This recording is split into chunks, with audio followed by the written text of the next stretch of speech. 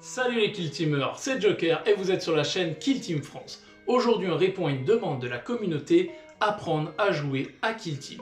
On va le faire en deux vidéos, la première c'est celle-ci, le matériel, les petites règles de base.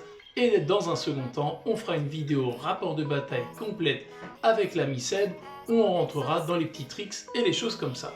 En attendant, sans plus attendre, vous continuez comme d'habitude à liker, partager et vous abonner. On attaque l'initiation, partie 1, let's go!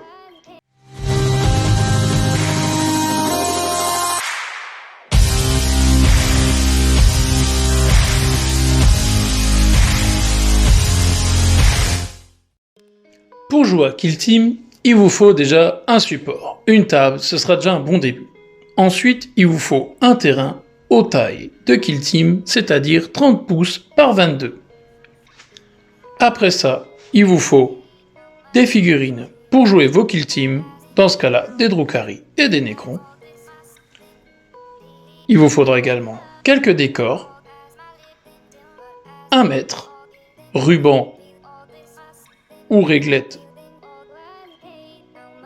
des dés, des tokens pour la lisibilité, un pointeur laser, c'est optionnel, mais c'est super pratique,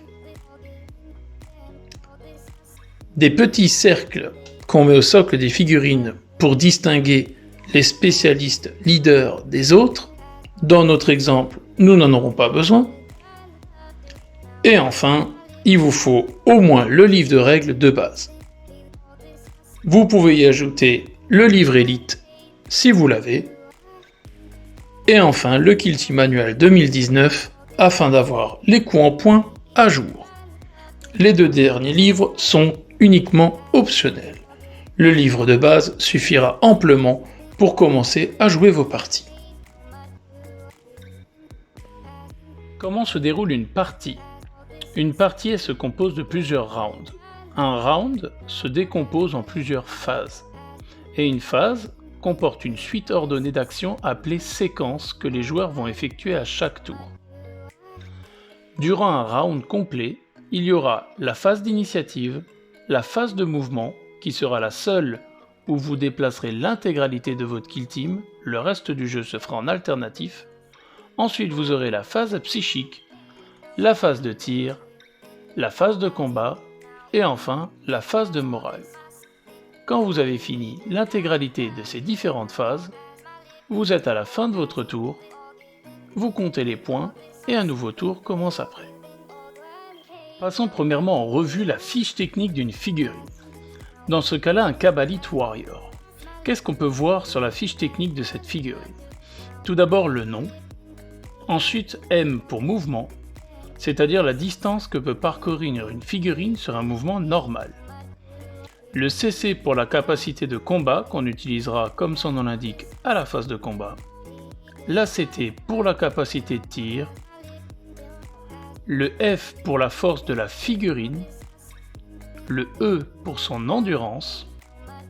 Les PV pour son nombre de points de vie. A pour le nombre d'attaques qu'elle aura au corps à corps. Le CD, c'est son commandement. SV, c'est sa sauvegarde d'armure. Et le max, c'est le nombre maximum de figurines que vous pouvez mettre sur une kill team dans le terrain. On abordera les spécificités de chacune de ces caractéristiques pendant la partie. Ensuite vient son équipement. L'équipement, c'est-à-dire la figurine, de quoi est-elle équipée de base en termes d'armes et d'équipement. Dans le cas du Kabbalite Warrior, il est indiqué que cette figurine est armée d'un fusil éclateur.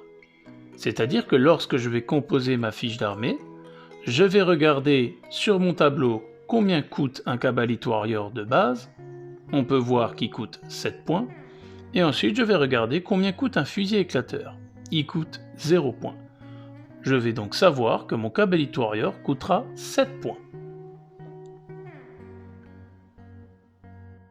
Les options d'équipement, c'est ce qu'on peut ajouter aux figurines comme on a vu précédemment pour calculer le coût en points.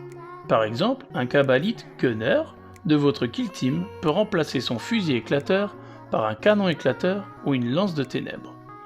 je peux avoir jusqu'à 2 Cabalid Gunner dans une kill team de Drukhari. Si je prends un Cabalid Gunner, son coût en points sera de 8. Et si je lui mets un canon éclateur, le canon éclateur coûte 3 points. Ma figurine coûtera donc au total 11 points. C'est comme ça que vous allez calculer le coût en points de vos figurines pour pouvoir faire votre kill team. Les aptitudes, ça va être les règles spécifiques à chaque fiche technique de votre armée. Là par exemple, dans le cas des Drukhari, l'aptitude s'appelle la puissance par la souffrance. C'est quelque chose de spécifique à eux qui leur permet d'avoir divers bonus durant la partie. Les spécialistes, c'est tout simplement quel rôle vous pouvez donner comme spécialité à l'une ou l'autre de vos figurines. Dans ce cas, le Sybarites par exemple peut être leader d'une kill team Drukhari, un gunner peut être sniper, les autres figurines quant à elles peuvent être communication, scout, vétéran ou zélote. Il faut tout de même savoir qu'une kill team peut contenir jusqu'à 4 spécialistes dont un leader. Pensez-y lors du montage de votre kill team. Certaines figurines ont des pouvoirs psychiques. Sur leur fiche technique, comme c'est le cas pour les Greg Knight mais aussi les Thousand Sons par exemple, il y aura marqué Psyker. Si une figurine a une capacité psy, cette partie est décrite dans cette catégorie-là. Les mots-clés factions sont là pour dire à quelle appartenance est votre kill team. Généralement, quand vous allez constituer votre kill team, l'intégralité de celle-ci devra avoir le même mot-clé de faction. Enfin, les mots-clés sont juste là pour dire à quelle catégorie appartient votre fiche technique. Dans l'exemple du Cabalid Warrior, on nous précise que c'est une race Aeldari de type infanterie et enfin Cabalid Warrior. Le récapitulatif de la fiche technique est terminé, on va donc commencer à rentrer dans le vif du sujet en voyant comment ça se déroule autour d'une petite partie. Alors, pour cette initiation kill team, on va utiliser une kill team de Drukhari avec une Ecatrix, un Incube, 2 Cabalid Gunner et un Cabalid Warrior normal. De l'autre côté, on mettra en confrontation une kill team de Necron avec 2 Flayed One, un Necron Warrior, un Immortel et un Lich Guard. Chaque début de round commence par la phase d'initiative. Pour ce faire, chaque joueur jette 2 dés de 6, celui qui a le plus haut résultat aura l'initiative pour l'intégralité du round en cours. Dans cet exemple, les Necrons font un 4, les Drukhari font un 7, ce sera donc les Drukhari qui auront l'initiative durant l'intégralité de ce tour. On passe donc à la phase de mouvement. La phase de mouvement débute, c'est donc au joueur Drukhari de déplacer l'intégralité de sa kill team. C'est la seule phase où on le fait de cette manière, puisque après vous le verrez, tout se fera de manière alternative à kill team. À la phase de mouvement, on va avoir plusieurs choix qui s'offrent à nous. Le premier, c'est de faire un mouvement normal avec une figurine. Dans le cas de ma Witch, elle a un mouvement de 8. Je peux donc prendre ma figurine et lui faire un mouvement de 8 pouces, ou moins si je le désire, mais il ne faut pas que je dépasse cette valeur-là. Ensuite, par exemple, mon Clevex, il va pouvoir faire ce qu'on appelle une avance. Une avance, c'est son mouvement de base plus un dé de 6. Je jette donc un dé de 6, je fais 5. Mon Clevex, il a 7 de mouvement, donc je vais pouvoir aller jusqu'à 13 pouces. Je prends donc ma figurine et je pourrai l'avancer de 13 pouces jusque là. Dans ce cas précis, on va vous montrer un cas concret. Je vais avancer ma figurine d'abord de 5 pouces. Et ici, je vais monter sur le décor. Pour monter sur le décor, je mesure sa hauteur. Ici, on est de 2,5 pouces. Donc, je rajoute ça à ma distance.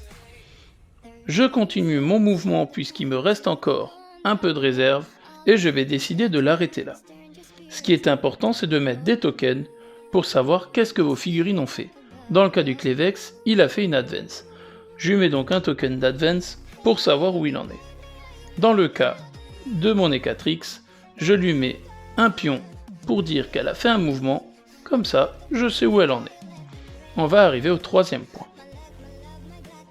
Il me reste donc tous mes Cabalite Warriors où je dois faire un choix de ce que je vais faire avec eux. Pour mes Cabalite Warriors, ça va être très simple. À la phase de mouvement, vous pouvez soit les laisser sur place et les préparer, et dans ce cas, ça leur fera une priorité sur la phase de tir qu'on verra après. Pour ça, je mets un token pour signaler que ma figurine est préparée. Je vais donc préparer mon canon éclateur et mon dislocker. Mon dernier Cabalite Warrior, quant à lui, je vais tout simplement le reculer et mettre un pion pour signaler qu'il a fait un mouvement normal. J'ai déplacé l'intégralité de ma kill team, c'est donc au tour du Nécron d'en faire de même. C'est au tour du Nécron. Le Nécron va commencer par faire les mouvements de type facile, c'est-à-dire qu'il va préparer également ses figurines en préparant son immortel et en préparant son guerrier Nécron. Ensuite, il va ce qu'on appelle déclarer des charges. C'est à la phase de mouvement que vous allez déclarer des charges. Pour ça, vous sélectionnez la figurine qui va charger et vous sélectionnez une figurine qui a maximum 12 pouces d'aile. Dans cet exemple, on va prendre le Flayed One juste ici, qui va déclarer une charge sur les 4X. Le Flayed One a donc déclaré une charge sur mon E4X. À ce moment-là, l'E4X peut avoir plusieurs réactions. La première, elle pourrait se replier de 3 pouces dans n'importe quelle direction du moment qu'elle s'éloigne le plus possible de la figurine qui l'a chargée. Sauf qu'on est dans un cas spécifique, l'E4X a déjà bougé. Si votre figurine a déjà bougé à la phase précédente, alors elle ne peut pas se replier. Il lui reste une deuxième solution, c'est faire ce qu'on appelle un tir en état d'alerte. Un tir en état d'alerte, vous utilisez la CT, capacité de tir de votre figurine, et vous ne touchez que sur 6+. Dans cet exemple, par exemple, l'E4X a un pistolet dislocker. Je mesure donc la distance avec la figurine qui me charge pour voir si je suis à portée. J'ai une portée de 6 pouces, donc je suis dans la portée de la figurine. Je vais donc jeter un dé et voir si sur 6+, je la touche. Je fais un 2, donc je rate. À partir de ce moment-là, j'ai fait mon tir en état d'alerte. Le Nécron, lui, va jeter 2 dés de 6 pour savoir de combien il peut se déplacer durant sa charge. Dans cet exemple, il fait un 8, je suis largement à portée pour engager la figurine. La fin de mon mouvement doit m'amener à moins d'1 pouce d'une figurine ennemie. Donc là, je réussis ma charge avec le Nécron et je mets un token pour signaler que je l'ai chargé. C'est important de préciser qu'on ne peut pas être amené à moins d'1 pouce d'une figurine ennemie sur un mouvement normal ou un mouvement d'avance. Il faut que ce soit fait sur un mouvement de charge ou alors des cas bien spécifiques. Passons au deuxième Flayed One qui se situe juste derrière. Le Flayed One va charger les 4X. Si on se base sur sa ligne de vue, on peut voir que l'E4X ne voit pas le Flayed One au début de son mouvement. Là, l'E4X est déjà engagé au corps à corps. Donc, même si elle voyait la figurine, elle n'aurait pas pu lui tirer dessus. Parce que dès lors que vous êtes engagé à moins d'1 pouce d'une figurine ennemie, vous ne pouvez pas tirer en état d'alerte ou vous replier. Le Flayed One qui est situé là va donc pouvoir faire sa charge tranquillement de 2 dés de 6 pour voir s'il peut aller rejoindre le corps à corps de l'E4X. Il fait un 7, le mouvement lui permet largement de le faire, il va donc se déplacer et se mettre en contact de l'E4X avec son collègue. J'oublie pas de mettre un token pour la lisibilité du jeu. Enfin, on va passer au Lich Guard. Le Lich Guard, lui, va décider de faire une charge multiple. C'est-à-dire que je sélectionne la figurine et je vais déclarer en charge cette figurine et cette figurine. Les deux figurines peuvent donc tirer en état d'alerte puisque, comme on peut le voir, les deux l'ont en ligne de vue. On va donc commencer par le Cabalite Warrior. Le Cabalite Warrior a un fusil éclateur qui a une portée de 24 pouces et c'est une arme à tir rapide. Je mesure donc la distance, elle est de 6 pouces, donc je suis à ce qu'on appelle une courte portée. La courte portée, c'est la moitié de la portée maximale de votre arme. Les armes à tir rapide sont un peu spécifiques puisque quand vous tirez à courte portée, vous doublez le nombre de tirs. Mon arme de tir rapide 1 passe donc à tir rapide 2. Donc dans ce cas-là, je vais jeter 2 dés de 6 pour savoir si je touche ma cible. Sur du 6+, pour le tir en état d'alerte, là on peut voir, je n'en fais aucun, donc la première figurine, ça ne fonctionne pas. Ensuite, j'ai mon canon éclateur. Mon canon éclateur, lui, il a une arme à tir rapide 3. Je vais donc être aussi à courte portée, puisque il faut que je sois au moins à 18 pouces, j'y suis largement. Là, mon arme éclateur va donc passer de tir rapide 3 à tir rapide 6, puisque, comme dit précédemment, je suis à courte portée, c'est une arme à tir rapide, donc tant que vous ne faites pas d'avance, avec une arme à tir rapide, vous pouvez tirer. Là, je vais donc faire 6 tirs, sur du 6+, j'en ai un seul qui passe. Hop. À ce moment-là, ça veut dire que j'ai une touche qui a réussi du canon éclateur sur le Lich Guard qui tente de le charger. Je regarde donc la caractéristique de mon arme, c'est une arme empoisonnée qui dit que qu'importe la cible, je toucherai toujours sur du 4+.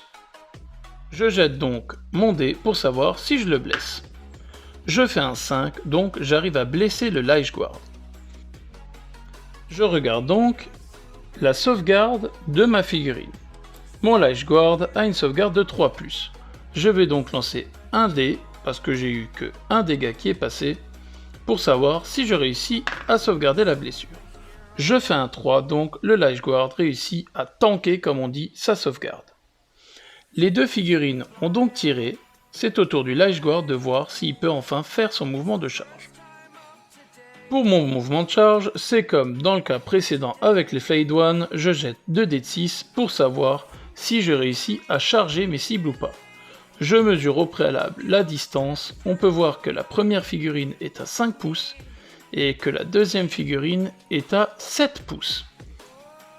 Je vais donc devoir réussir un 5 pour aller vers la première figurine au mieux, et si je fais un 7, je vais pouvoir me placer juste ici pour être à moins d'1 pouce de cette figurine et celle-là et les engager toutes les deux au corps à corps. Je vais donc jeter 2 dés de 6. Je fais un 6, du coup mon mouvement ne me permet pas d'aller engager le canon éclateur situé juste là. Je vais donc profiter quand même de mes 6 pouces de charge pour pouvoir aller jusqu'au premier. J'ai donc engagé le Kabbalite Warrior, je n'oublie pas de mettre mon pion de charge. Je peux également retirer les pions de mouvement des deux figurines, puisque celles-ci ont été engagées au corps à corps.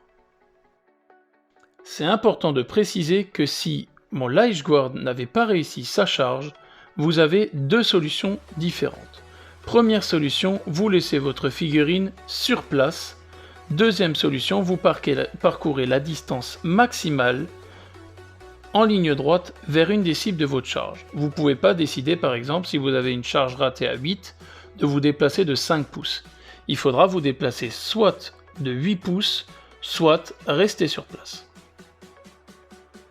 Tout le beau petit monde a fait sa phase de mouvement, on va donc passer à la phase de tir. On arrive donc à la phase de tir. À la phase de tir, la priorité vient aux figurines qui sont préparées. On se rappelle, l'initiative était du côté des Drukhari.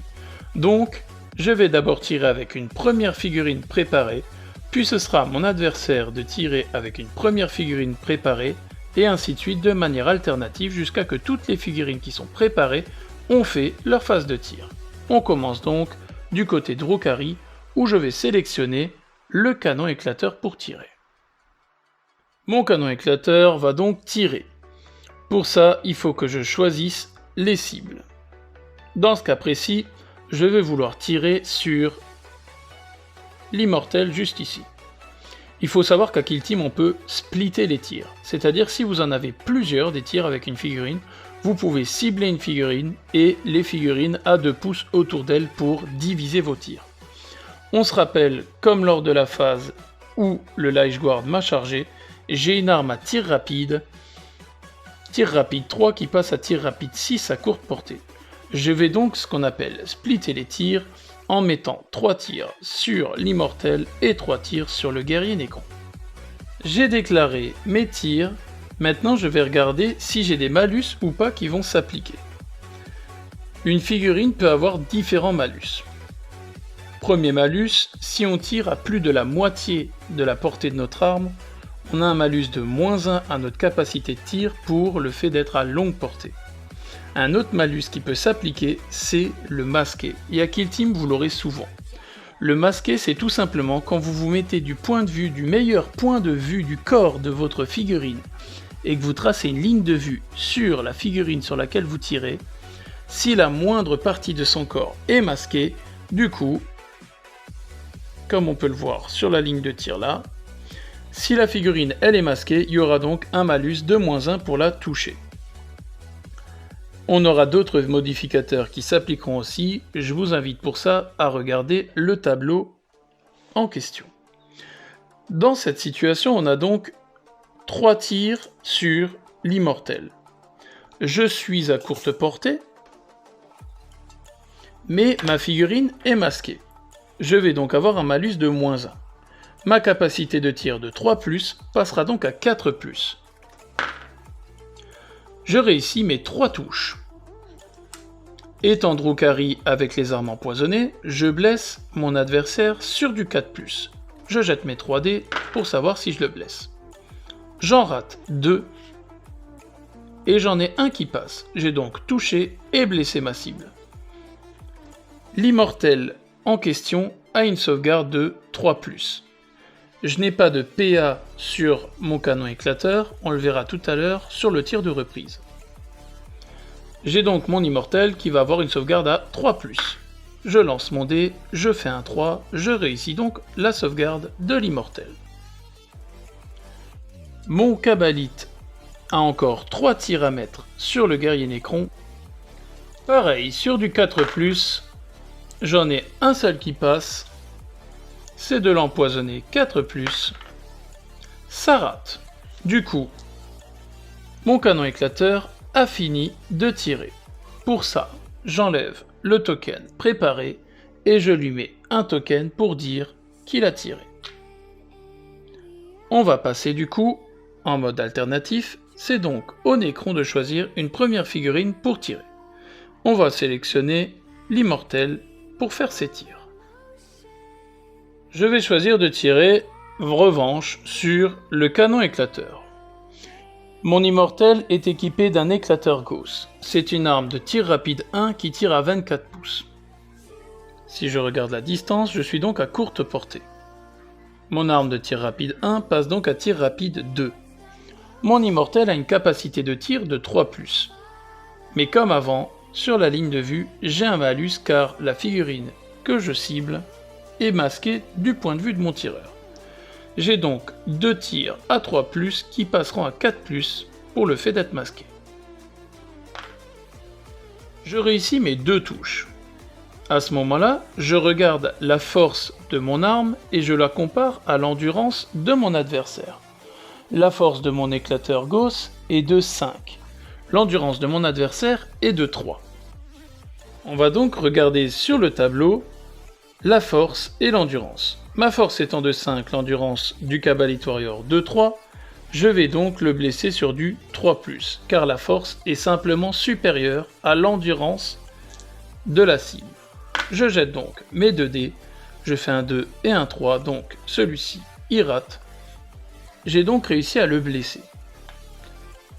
Contrairement au canon éclateur qui a une règle spécifique qui blesse toujours sur du 4+, là on est sur une autre type d'arme. L'éclateur Gauss a une PA pour pénétration d'armure de -2. Le Cabalite Warrior a une sauvegarde de 5+. Ce qui veut dire que j'ai un malus de -2 à ma sauvegarde. Ma sauvegarde de 5+, passe donc à 7+. Et le petit malin qui arrive à faire un 7 avec un dé de 6, il n'est pas encore né. Donc, dans ce cas précis, je n'ai pas le droit à ma sauvegarde, puisque la PA de l'arme du Nécron est trop forte. Ça nous permet d'aborder une règle spécifique que certaines fiches techniques de figurines possèdent. Là, dans ce cas-là, le Cabalite Warrior devrait perdre 1 point de vie puisque l'arme Éclateur Gauss fait 1 dégât. On a donc normalement 1 point de vie qui devrait être perdu par le Cabalite Warrior, mais grâce à la règle la puissance par la souffrance, sur un 6+, il peut annuler la perte de ce point de vie. Je fais un 4, donc ça rate. Si j'avais eu plusieurs dégâts qui étaient passés, j'aurais jeté autant de dés pour mes Feel No Pain que de dégâts que j'ai subis. L'immortel va donc jeter un dé pour savoir le résultat du trauma. Je fais un 6. Sur un 6, la figurine est mise hors combat, mais on va essayer de comprendre un peu mieux le tableau des traumas. Dans ce cas présent, au niveau des modificateurs, sur le jet de trauma, l'immortel aurait eu un malus de -1 sur le Cabalite Warrior au niveau du jet de trauma, car, comme vous le voyez sur le tableau, le Cabalite Warrior était situé à 1 pouce derrière un décor ou une figurine, donc le jet de trauma aurait fait que le Cabalite Warrior mourrait que sur 5-6 et non pas 4-5-6. Ce qui peut être très important à Kill Team, de mettre vos figurines masquées derrière les décors ou, pour le corps à corps, réussir à vous faufiler entre les bâtiments, ça vous sauvera pas mal les biches. Dans cette situation, on a fait un 6 au jet de trauma, donc là, pas de question. Le Cabalite Warrior avec son canon éclateur est retiré du terrain. On enlève son token par la même occasion, puisque l'immortel a réussi à la mettre hors combat. On n'oublie pas de retirer le pion préparé et de mettre un token pour voir que l'immortel a bien tiré. On passe de manière alternative où on va attaquer chez le Disloker. Le Disloker a une portée de 18 pouces. Je n'ai qu'un seul tir, je vais décider de le mettre sur le guerrier Nécron. Je mesure donc la distance entre les figurines. Elle est de 12 pouces. Je suis donc à longue portée. Ma capacité de tir de 3+, passe à 4+, et sur la ligne de tir de mon Disloker, on voit bien que le guerrier Nécron est masqué. Je vais donc le toucher sur un seul tir sur du 5+. Je fais un 3, ce qui fait que je rate. À Kill Team, vous pourrez utiliser ce qu'on appelle des points de commandement. Là, dans cette situation, je vais utiliser un point de commandement pour pouvoir relancer mon tir. Je relance donc mon jet sur du 5+, et je réussis. Donc, c'est un point de commandement bien dépensé. J'arrive donc à toucher ma cible. Je compare comme avant, la force de mon Disloker, elle est de 8, l'endurance du guerrier Nécron est de 4, cette fois-ci la force est 2 fois supérieure à l'endurance, je blesserai donc sur du 2+. Je fais un 2, donc j'arrive à blesser le Nécron. Le Nécron Warrior a une sauvegarde de 4+, malheureusement mon Disloker a une PA de -4, ce qui voudrait dire qu'il aurait dû faire 8 avec un dé de 6, ce qui est impossible. L'attaque arrive à toucher et à blesser, il n'y a pas de sauvegarde, je regarde donc combien de dégâts je fais. Le Disloker fait dé de 6 dégâts, donc je vais d'abord jeter un dé, dans ce cas-là ça fait 2, ce qui veut dire qu'au jet de trauma, je vais jeter 2 dés pour savoir si j'arrive à mettre hors de combat cette cible ou pas. Je fais double as, donc cette figurine subira ce qu'on appelle une blessure légère. Je mets donc un token à côté d'elle pour le signaler. Comme avant, j'ai fini de tirer avec mon Disloker, j'enlève donc le pion de préparer et je lui mets un token pour savoir qui l'a tiré. La dernière figurine qui peut tirer, c'est le guerrier Nécron, on va donc attaquer sa phase de tir. Le guerrier Nécron a décidé de faire la peau à la cube qui est sur le conteneur. Pour ce faire, le guerrier Nécron a un écorcheur Gauss qui tire à 24 pouces, tir rapide 1. On va donc mesurer la distance entre les deux cibles, elle est de 7 pouces. On est donc largement à courte portée. Depuis le meilleur point de vue du guerrier Nécron, on voit bien que l'incube n'est pas masqué. Mais on va quand même appliquer un modificateur puisque le guerrier Nécron a une blessure légère. J'aurai donc un malus de -1 pour toucher l'incubi. J'aurai donc de tir avec une capacité de 3+, qui passe à 4+, à cause de ma blessure légère. La figurine n'est pas à longue portée et elle n'est pas masquée. J'arrive à toucher une fois. L'écorcheur Gauss a une force de 4, l'incube une endurance de 3, c'est donc supérieur à l'endurance, ça blessera sur du 3+. Ça blesse. À partir de ce moment-là, c'est comme avant, on regarde l'APA de l'arme, l'APA d'un écorcheur Gauss est de -1. J'ai une sauvegarde de 3+ avec l'incube, j'aurai donc un malus de -1, je save sur 4+. Je fais un 2, ça veut dire que je rate ma sauvegarde. À partir de ce moment-là, je regarde le profil de l'écorcheur Gauss. Elle fait 1 dégât. Et comme avant, la règle spécifique au Drukhari, la puissance par la souffrance, va me permettre de pouvoir annuler la perte d'un point de vie ou pas. Je vais donc jeter un dé sur un 6, j'arrive à tanker. Je fais un 6, donc j'arrive à annuler la perte de ce point de vie. Heureusement, mon incube est indemne. Je retire le pion de préparé du guerrier Nécron et je lui mets le token pour savoir qu'il a tiré. Si on regarde le champ de bataille, toutes les figurines qui étaient en capacité de tirer l'ont fait. S'il y avait eu des figurines non préparées, c'est à ce moment-là qu'elles auraient tiré de manière alternative en commençant par les Drukhari puisqu'ils ont l'initiative à ce tour. À ce tour, tous les Nécrons ont chargé, et ça tombe bien parce qu'à la phase de combat, c'est d'abord les figurines qui ont chargé qui tapent avant les autres. Dans ce cas-là, les Nécrons vont d'abord faire toutes leurs attaques, et s'il reste encore des Drukhari en vie, ils riposteront. On va commencer par le Lich Guard. Le Lich Guard, il a 2 attaques qui touchent avec sa capacité de combat de 3+. Il va donc jeter 2 dés. Il fait 5 et 4, donc il arrive à toucher. Son épée d'hyperphase lui donne une force de +1. Sa force de 5 passe donc à 6. Il va donc blesser le Cabalite Warrior sur du 2+. Une qui rate, une qui passe. L'épée d'hyperphase a une PA de -3, ma sauvegarde de 5+, est donc annulée. J'ai donc l'arme épée d'hyperphase qui fait dégâts 1, ce qui veut dire que je peux quand même tenter de sauver ma vie grâce à ma règle la puissance par la souffrance sur du 6+. Je fais un 4, ça rate.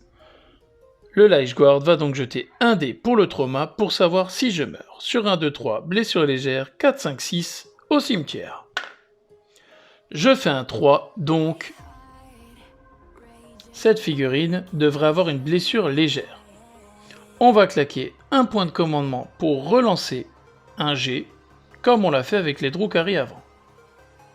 On va donc relancer le 3 du Lich Guard. On fait un 6, c'est bien mieux.